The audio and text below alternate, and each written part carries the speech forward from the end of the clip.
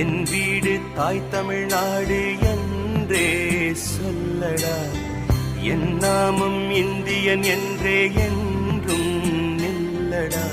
தமிழா தமிழா நாளை நம் நாளே, தமிழா தமிழா நாடும் நம் நாடே.